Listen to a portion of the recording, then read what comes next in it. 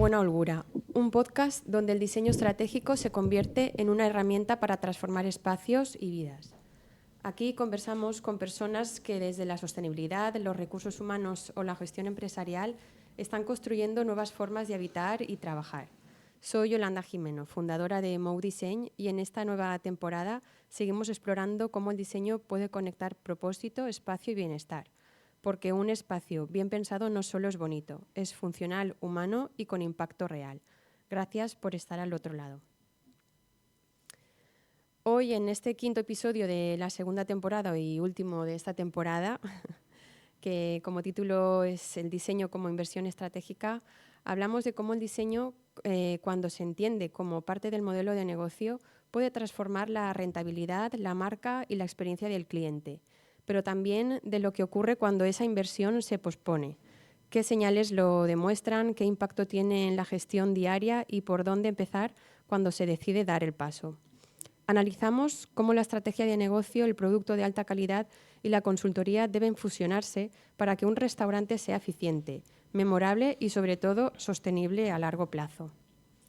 Un dato curioso, un estudio de Design Council dice que por cada euro invertido en diseño, las empresas pueden obtener un retorno medio de entre 4 y 6 euros en ingresos. Bueno, aquí tengo a Rafa Recuenco y Germán Carrizo. Bienvenidos los dos. Estoy encantada de que estéis en este último episodio de la segunda temporada. ¿Qué opináis de este estudio, Rafa? Bueno, es un placer estar aquí con vosotros. Creo que es un buen tema de conversación y está bien eso de ser los últimos para comernos los turrones, ¿no?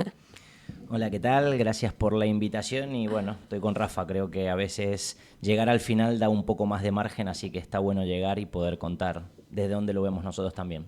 Bueno, Rafa es director de expansión de Gastroadictos y Germán, consultor gastronómico y cofundador de Tandem Gastronómico. Bueno, aquí tengo a dos pedazos de profesionales en el sector para hablar de este tema. Pues os lanzo pregunta a los dos para hablar el tema de realidad, de cómo está realmente ¿no? A nivel que priorizan los empresarios, empresarias en este sector.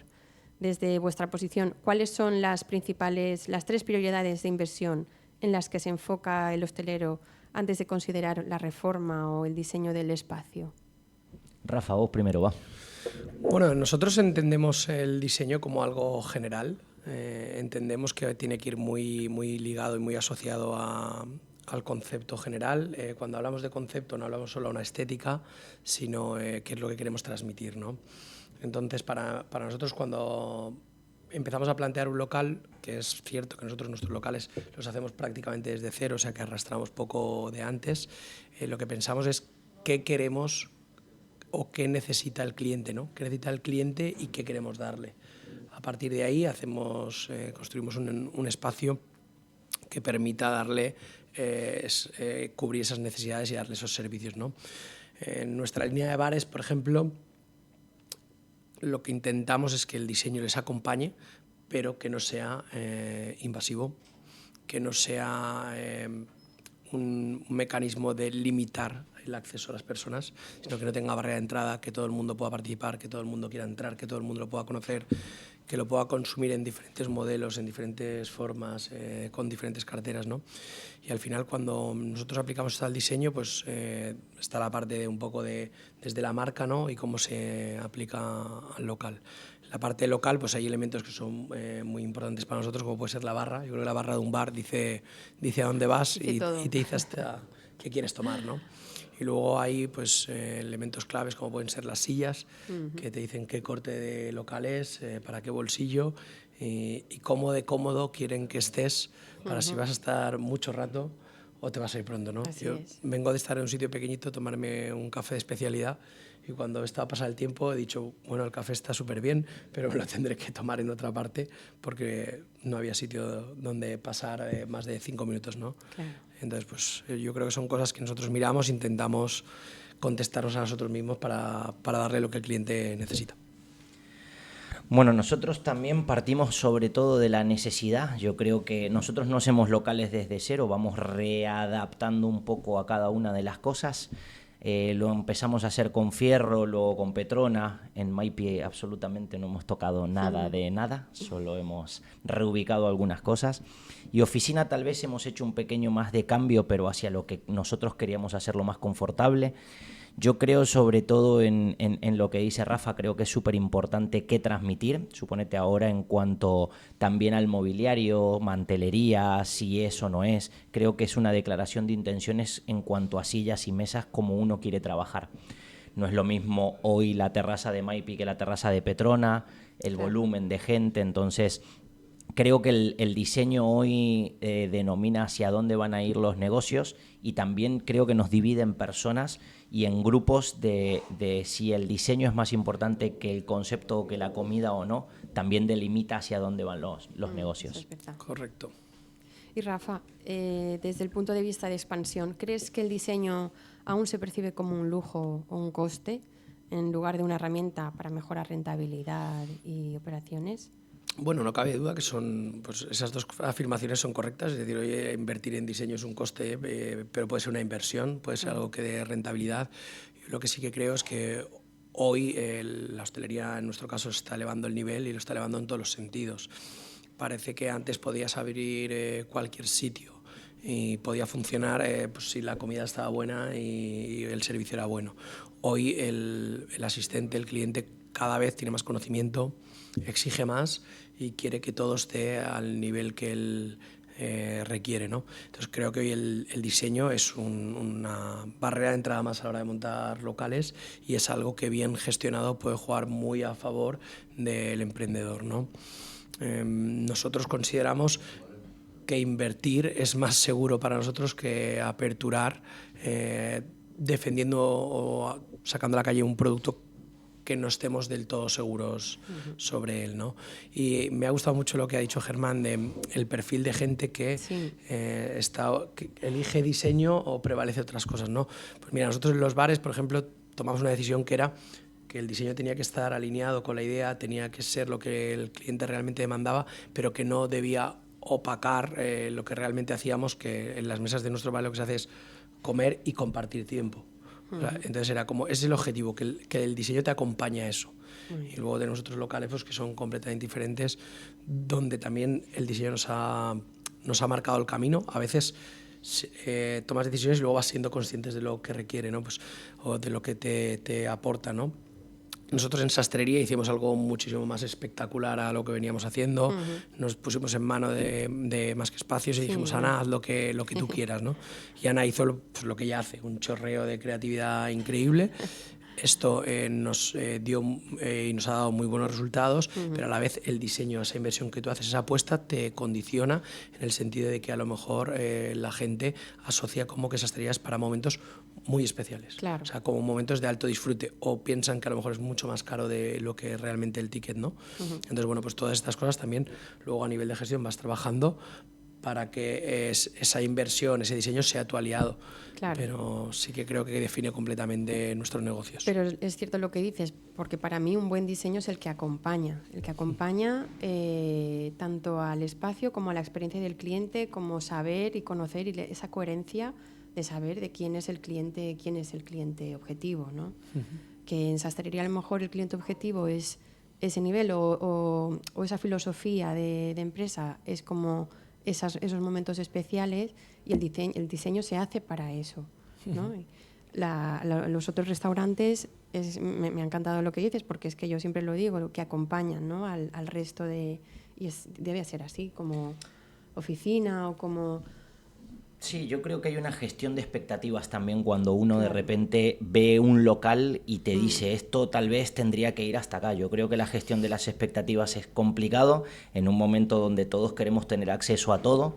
Nosotros hemos podido tener en Petrona un crecimiento desde el día 0. Cuando lo abrimos tenía un ticket de 10 euros por cliente.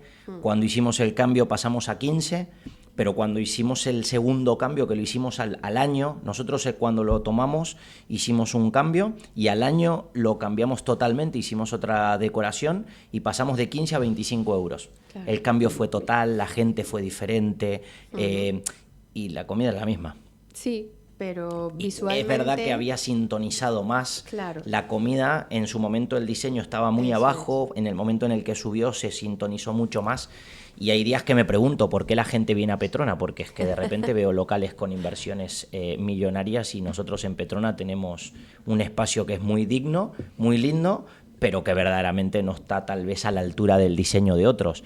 Sí, en lo que puedo pelear tranquilamente es en la comida. Entonces, a veces estoy en esos puntos en donde hay ciertos tickets que tal vez no es tan interesante que el diseño sea tan deslumbrante, Claro. pero hay en otros que es necesario. Creo que ahí es donde se pueden ir Pero moviendo. está de alguna manera, No, ¿sabes? estar Está de es alguna imposible manera, que no porque esté. por eso Yo digo creo que hay en sitios, si te puedo nombrar un sitio que creo que no tiene tanto diseño, pero seguramente está más pensado que otros, Fitzmüller Madrid.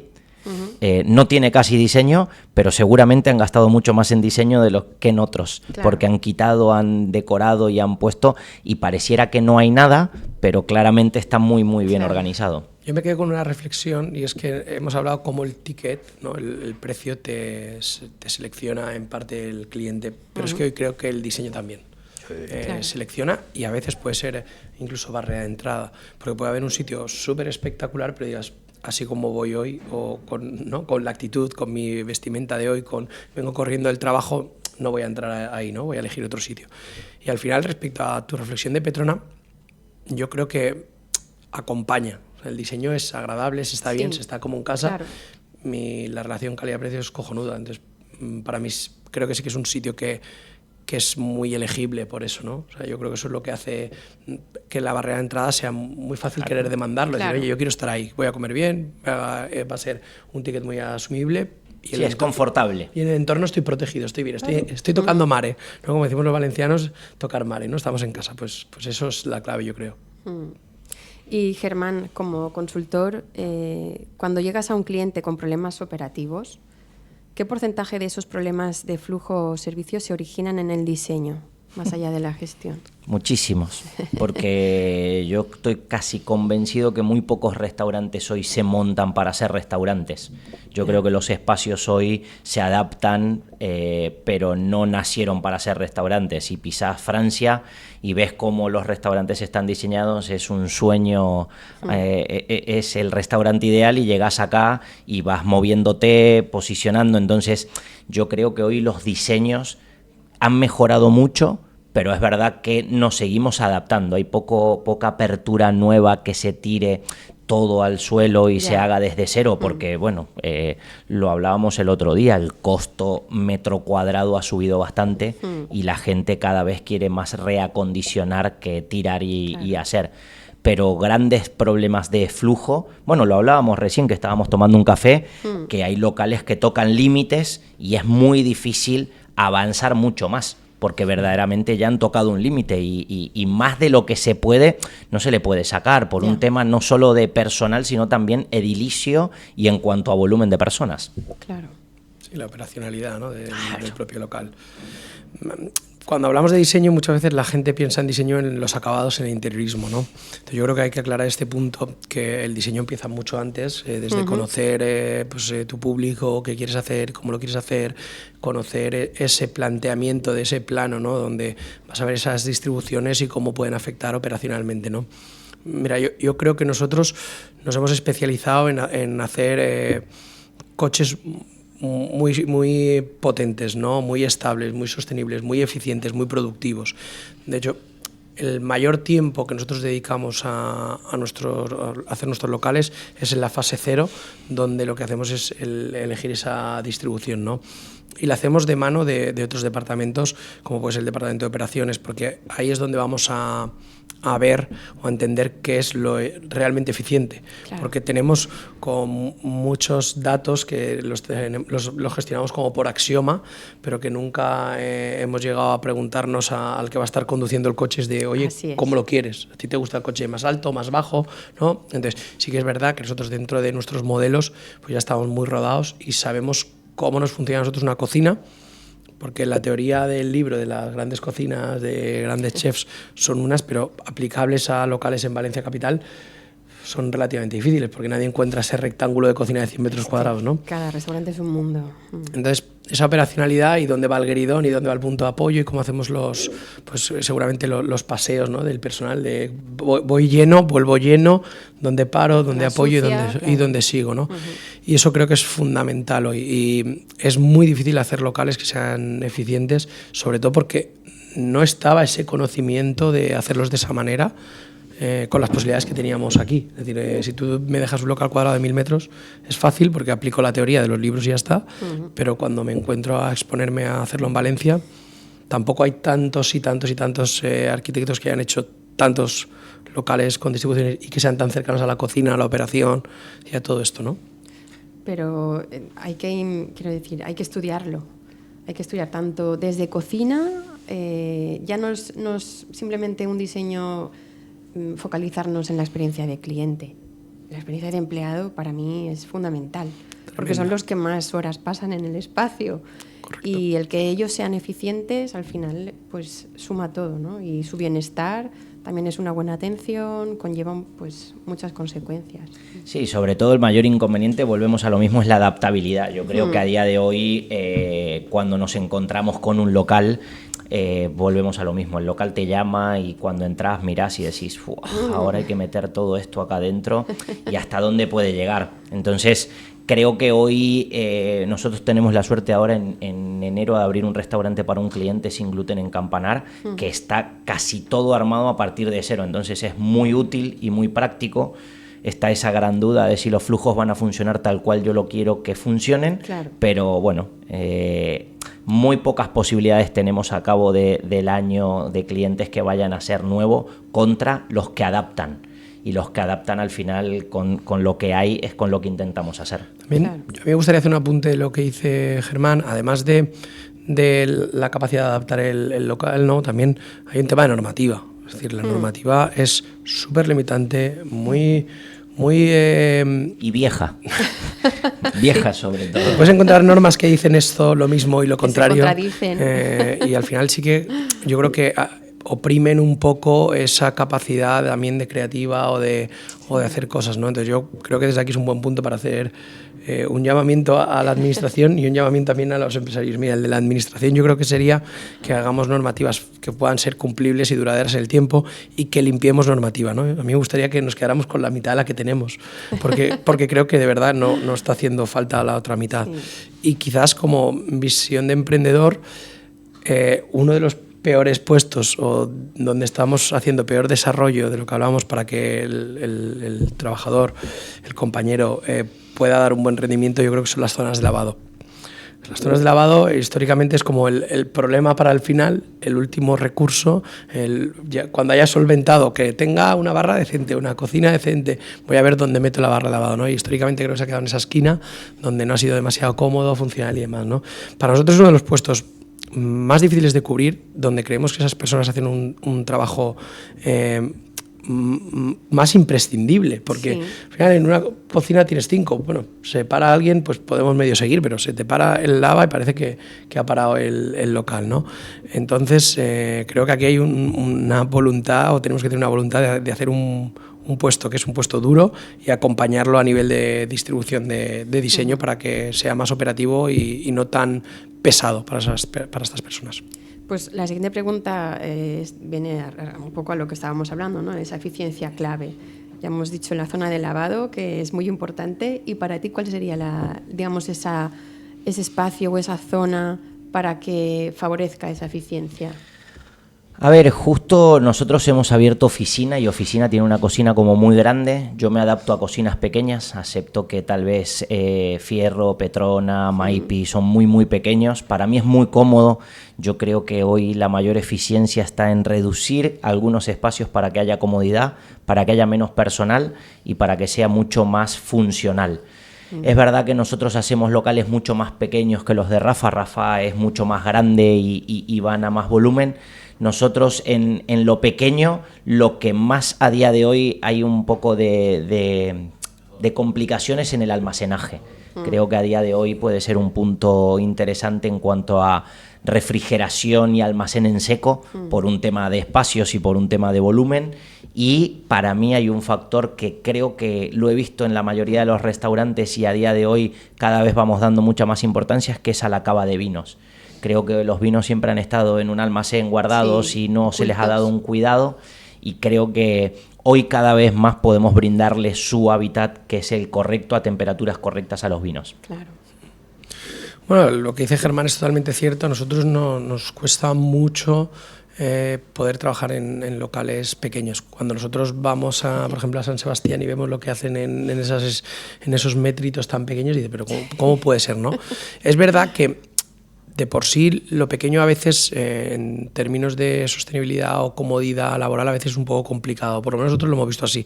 Poco almacenamiento, poco el frío para trabajar cerca de las cocinas, es un poco complicado, ¿no? Entonces, nosotros creo que nos hemos especializado en lo contrario, que es en dotar de mucho motor a los locales para que trabajen, esos locales, ese diseño trabaje para el trabajador y ese trabajador trabaje para el cliente, ¿no? Como ponerlo muy fácil para que el foco sea el estar pendiente del asistente, del cliente, claro, y demás, ¿no? Entonces nosotros pues tendemos a cocinas muy amplias, tendemos a barras muy importantes, muy poderosas, que las puedes cargar todas, vinotecas grandes, como todo pensado muy en un servicio muy operativo y muy eficiente, pero es totalmente cierto lo que dice Germán, porque hace poco me decía un compañero, es que claro, cuando tenemos un día flojo, es que esta cocina no se puede gestionar con menos de 4. Y yo le digo, claro, es que no me puedes pedir una cocina para dar de comer a 300 y luego querer dar de comer un día malo, de lluvia, de dana a 40 y trabajar con 3. Esto no existe. Entonces hay que elegir, ¿no? Y Rafa, ¿en qué aspectos notas que el espacio puede estar limitando la experiencia o la productividad del equipo? Aparte de la normativa que ya hemos dicho. Bueno, yo creo que las cosas al final tienen que tener una medida adecuada, ni grande ni pequeña. Es decir, no sé, muchas veces cuando en la normativa dice, oye, vas a dejar entre este pase y este pase 1,50 m, y dices, pues mire, usted no se ha puesto nunca en una sartén a trabajar con los fuegos delante y el apoyo detrás, porque a ese trabajador le está haciendo todo el rato dar 3 pasos para adelante, 3 pasos para atrás, 3 pasos para adelante. Entonces, ni eso ni los 0,60. Pero seguramente hay una medida que sí que es la adecuada. Entonces nosotros hemos ido aprendiendo mucho esas medidas, esas dimensiones adecuadas para un trabajo cómodo, esa altura de barra donde se trabaja de una forma ergonómica el codo, la espalda y demás, ¿no? Y al final esto, pues obviamente, ¿quién nota más todas esas medidas? El trabajador, que es el que pasa ahí 8 horas de usuario. Pero después el cliente también percibe lo mismo. Y os voy a poner un ejemplo claro. Nosotros hicimos un banco en uno de los locales donde cuando lo analizamos al tiempo nos dimos cuenta que la ergonomía del banco no era la adecuada. Al final, al cliente estaba ligeramente tirado hacia adelante y no sabíamos, ni nosotros ni ellos por qué, pero no te sentías especialmente cómodo, ¿no? Entonces yo creo que lo importante en todos estos temas de medidas, de espacio, es que la usabilidad sea la adecuada, ¿no? Que al final vamos a lo de siempre, eficiencia, ¿no? Sí. Ser productivos y demás. Pues también, para que el cliente esté cómodo, pues tenemos que acertar y darle las cosas como corresponden. Y a veces son tantas decisiones en un local que son muchos factores. Cosas básicas te equivocas. Yo digo que a nuestros equipos le digo que si tenemos que comprar sillas, que compremos de alguien que haya hecho más de miles.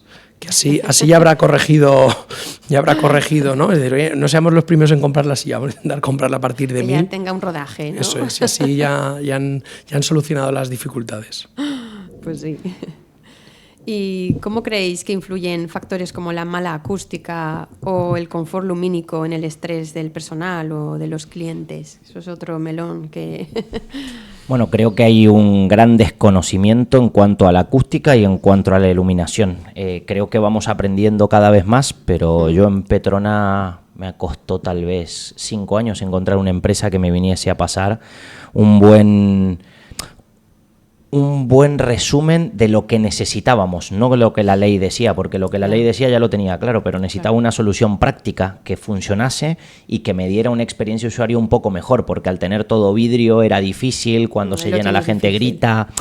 Pero claro, no podía ser que encontrábamos restaurantes gigantes que sí podían tenerlo, pero nosotros no. Entonces al final dimos con alguien que nos dio una solución, no ha sido totalmente definitiva. Es verdad que locales nuevos es mucho más fácil, locales como Maypi es imposible. Ya hemos desistido de entender cómo, porque creo que también ese ruido es parte de la música del local. Sí, es un poco de la línea de trabajo. Forma parte. Seguimos cantando comandas, seguimos haciendo cosas como muy clásicas porque creemos que está dentro de la historia de lo que es el local.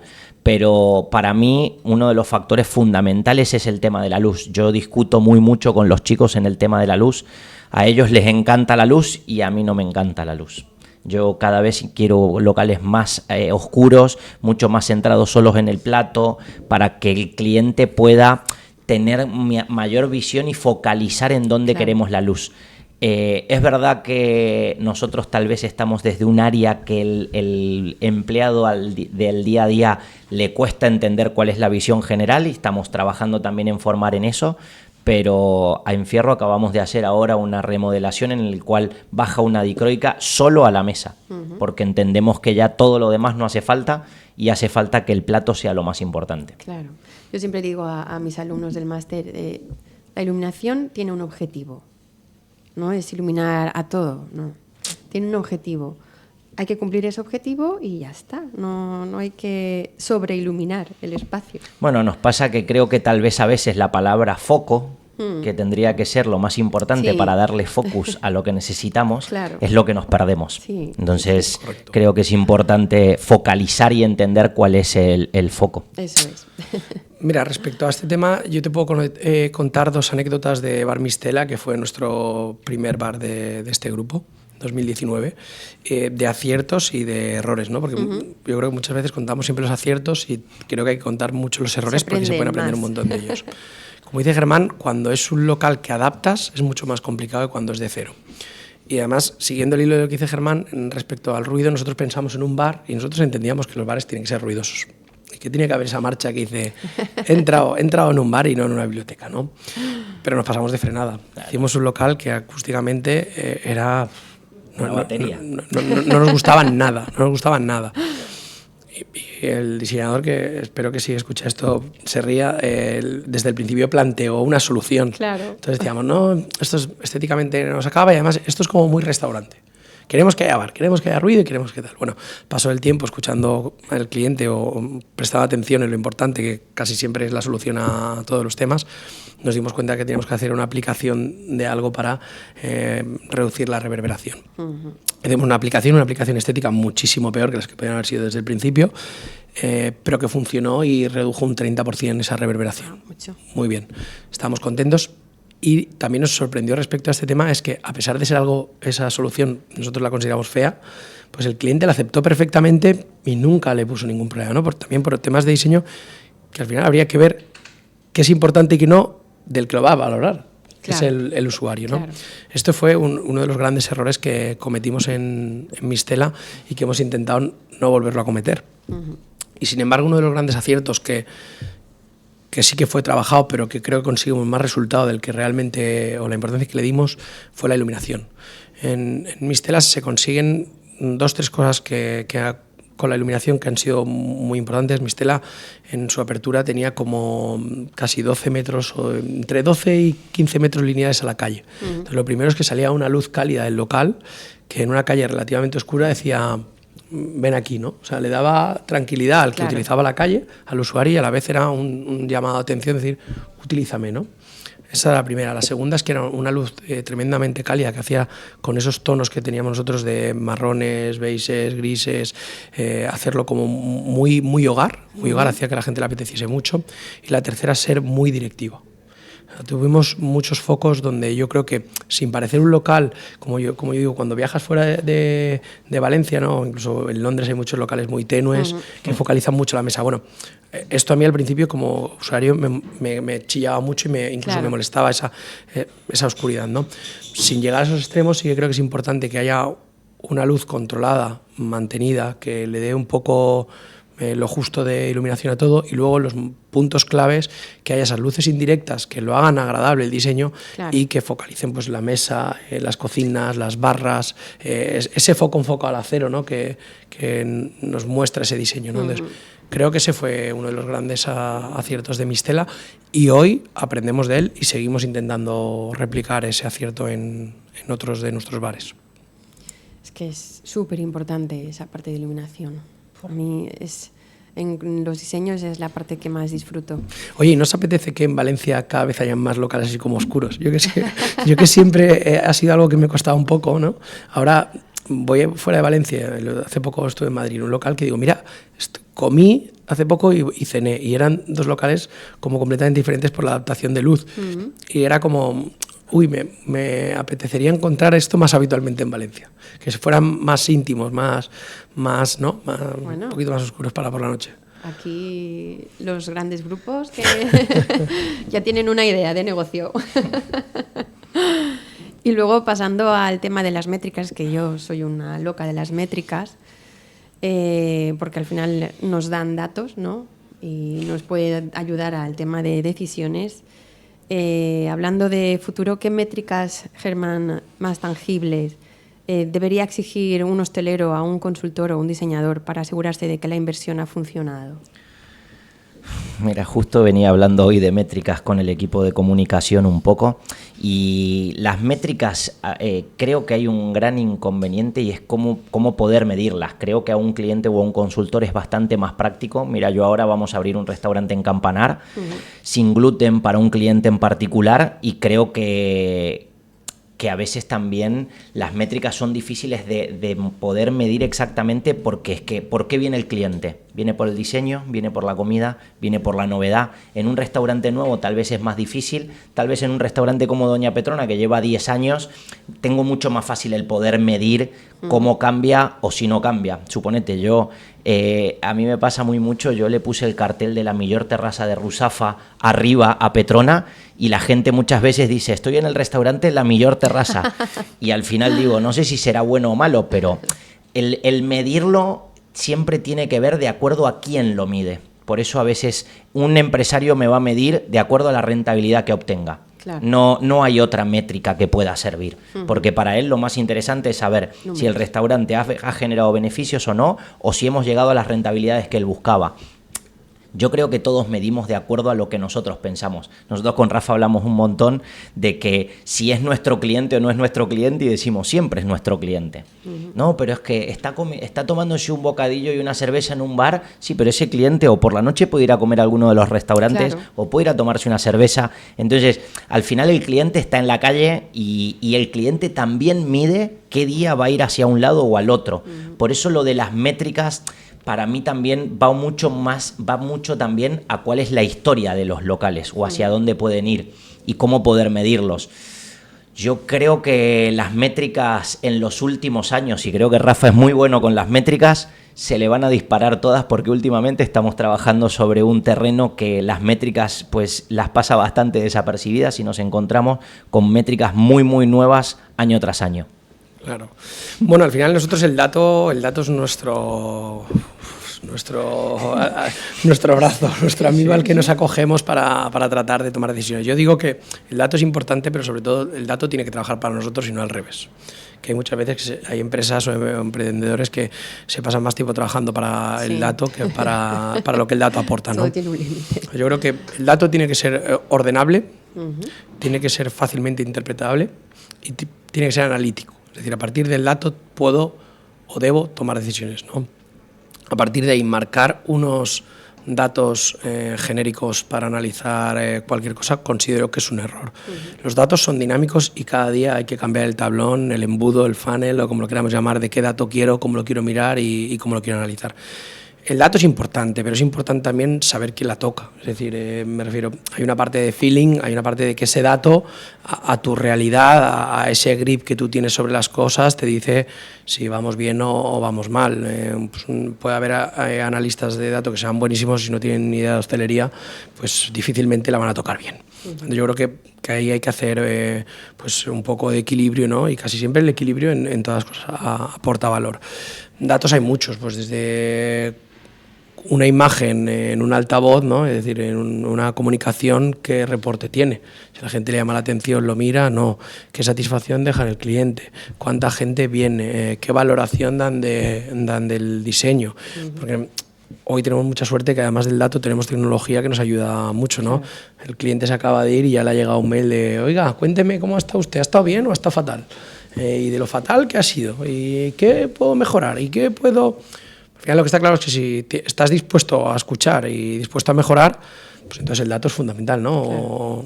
O el comentario es fundamental, ¿no? Entonces yo lo que aconsejaría es dato ordenable, analizable y en cada momento elegir el dato que quieres. Volviendo a lo que hablábamos, nosotros nos hemos dado cuenta que invertir en determinadas cosas para nosotros es más seguro. Es decir, hoy compramos una silla de 200 y a nosotros nos sale más barata que comprar una de 80. Tal cual. ¿Por qué? Pues con el cliente más a gusto, menor mantenimiento, mayor durabilidad. Bueno. Independientemente de la, digamos, de la experiencia de cliente que le quieras mostrar, o vais ya... Claro, es una frase muy genérica, pero creo que se entiende claramente. Es decir, hoy yo creo que a partir de comprar 500 sillas ya sabes un poco que es difícil encontrar sillas de una alta calidad e inferior a un precio. Sí. Entonces, a partir de ahí, independientemente de la estética, te das cuenta que a veces, si puedes permitírtelo y hay palanca y demás, invertir en determinadas cosas es ahorrar, ¿no? Yo digo que el refranero español es muy sabio y dice, ¿no? Como dice, lo barato sale caro. Así la calidad se paga. Es una frase que trabajamos un montón y lo barato sale caro y la calidad se paga. Es verdad, me daba risa porque cuando él habla de la silla y de que se siente seguro, digo, por eso me siento tan inseguro tantas veces. Porque nosotros construimos desde la ilusión y desde el cariño sin tener la posibilidad de poder armar. Nosotros a día de hoy tenemos un pequeño grupo gastronómico que tiene 60 empleados y 4 locales y verdaderamente... Ya no tan pequeño, ¿eh? No tan pequeño. Ya te queda poco de contarlo de pequeño. No, seguimos haciendo las cosas de base y sobre todo que vamos, yo qué sé, cuando compramos en su momento las sillas de fierro, cuando hicimos el segundo cambio, yo me preguntaba, ¿puede ser que una silla cueste tan cara?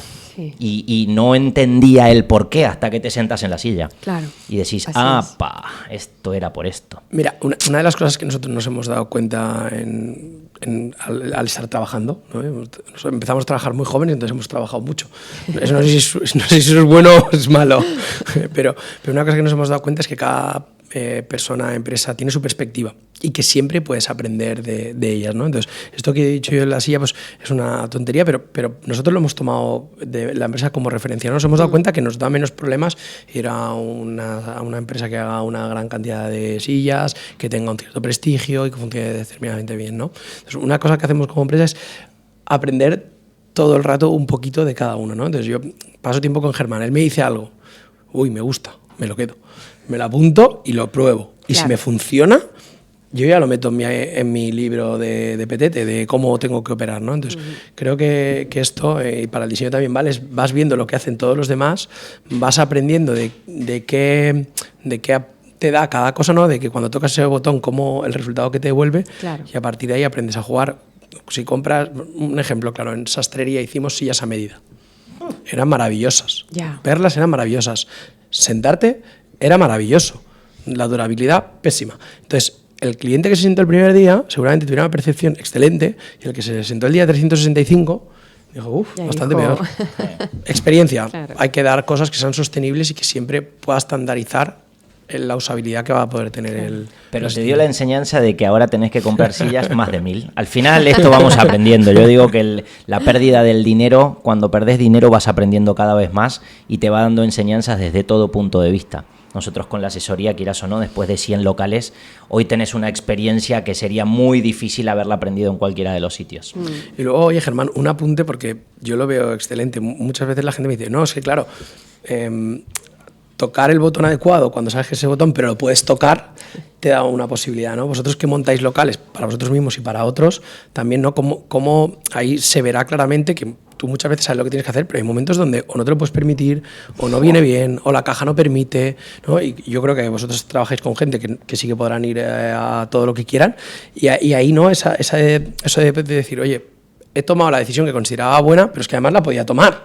Claro. ¿no? Yo creo que eso también ayuda. Bueno, la libertad y la seguridad. Yo creo que cuando uno tiene el dinero para poder invertir, también es verdad que no hemos hecho muchos más locales de los que queríamos, porque el cliente tal vez tenía una inversión, tenía 200.000 euros y quería hacer un local de 150.000 y veíamos que no iba a ser viable en el tiempo, claro. pero sí que nos da la posibilidad de poder ir cumpliendo pequeños detalles que en el día a día en nuestros locales, ya sea por espacio, por tiempo, por inversión, es difícil de hacerlos, y ver en los nuevos que tu teoría funcione genial, claro, porque da una fiabilidad de saber en dónde. Pero yo creo que es como torear. Yo creo que con nosotros la gente nos ve torear en los restaurantes tan pequeños, que hoy darnos herramientas para trabajar en uno más grande es como muy fácil. Claro. Hoy muy fácil poder trabajar en espacios que están, yo qué sé, en el nuevo que estamos armando, la zona de limpieza está dividida por un área caliente, claro, frío. Claro, y es como, esto es Disney. Claro. Entonces, lo único que espero es que venga mucha gente, porque es que verdaderamente los restaurantes hoy se dimensionan para poder doblar, triplicar. Claro.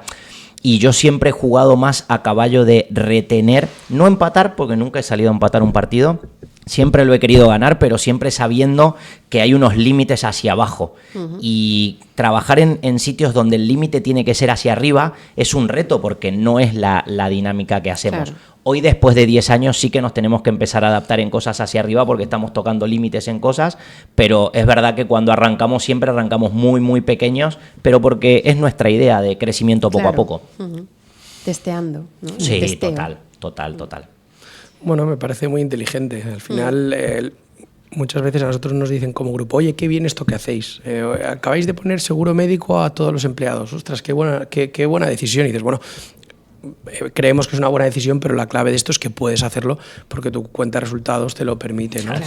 Entonces, bueno, ese debate yo creo que dice que tienes que ser sostenible, ¿no?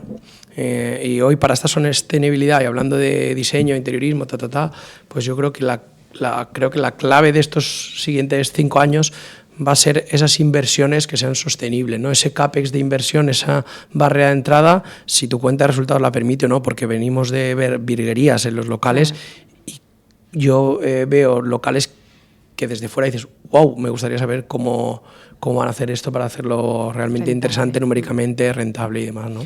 Imagínate si a vos te llama la atención, a mí, que yo de repente tengo menos. Entonces, yo creo de la sostenibilidad se habla un montón, pero creo que un diseño sostenible es el que dura en el tiempo y el que se mantiene.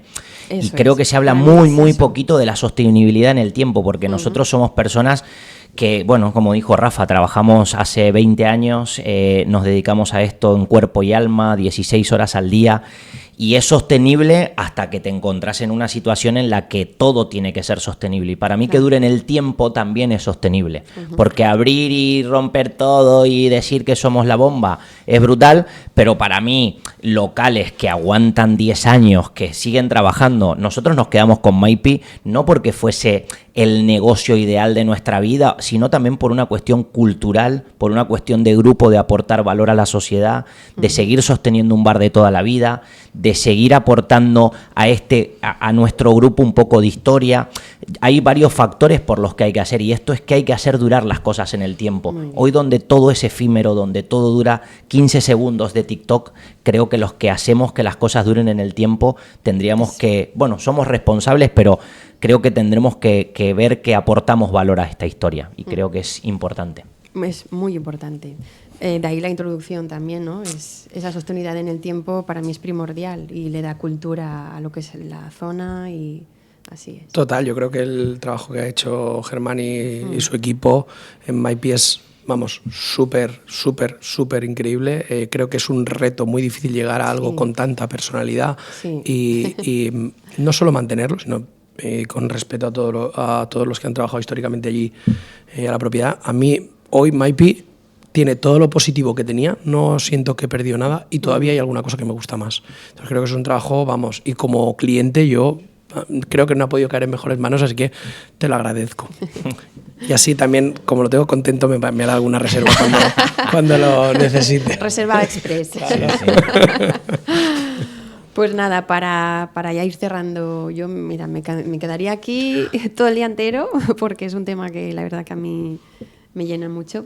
Pero para ir cerrando, ¿qué consejo, hablando de rentabilidad y sostenibilidad en el tiempo, qué consejo le daríais a los empresarios, empresarias que buscan esa rentabilidad y ser sostenible en el tiempo?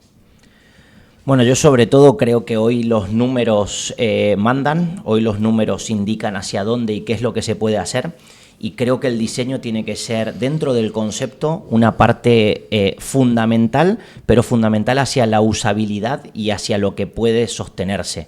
Creo que no tiene ningún sentido poner una silla de 500 euros si tu menú va a costar 20 euros.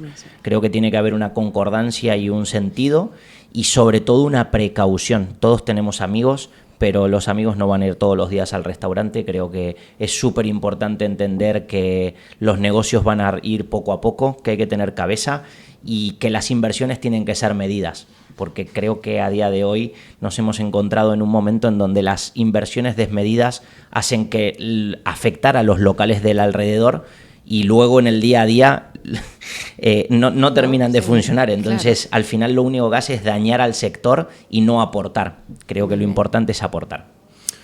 Bueno, si es que todo lo que ha dicho es correctísimo, poco más se puede añadir, ¿no? Yo diría que hagan bien las cosas o que hagamos bien las cosas. Es decir, creo que el ejercicio que tenemos que hacer es estar satisfechos y hacer las cosas de forma reflexiva, profunda, y hacerlas bien, ¿no? A partir de ahí yo creo que deben de ser sostenibles. Creo que el equilibrio es casi la base de todo en la vida, ¿no? Y cada vez empiezo a escucharlo más, ¿no? Pero es que creo que es totalmente clave, ¿no? Entonces, en sostenibilidad pues hay una parte económica que es totalmente necesaria. Creo que controlar la inversión, ¿no?, y los tiempos que corren es necesario, porque venimos en un momento donde la hostelería o el consumo de gastronomía no para de crecer, y esto es cierto, pero estamos en un momento donde las cuentas de resultados cada vez son más feas que las anteriores, la competencia es más voraz y cada vez es más difícil salir a ganar un partido en este sector, ¿no? Entonces yo creo que el que vaya a emprender tiene que entender que es muy diferente estar lleno que ganar dinero. Y creo que como empresa, y digo como empresa porque en otro ámbito de la vida sería diferente, tú tienes que estar satisfecho con lo que haces, tienes que dar un producto que creas que tu cliente se va satisfecho, tienes que estar equilibrado con, por ejemplo, el vecindario, que estén contentos de que estés y no que solo pues, vean la parte negativa.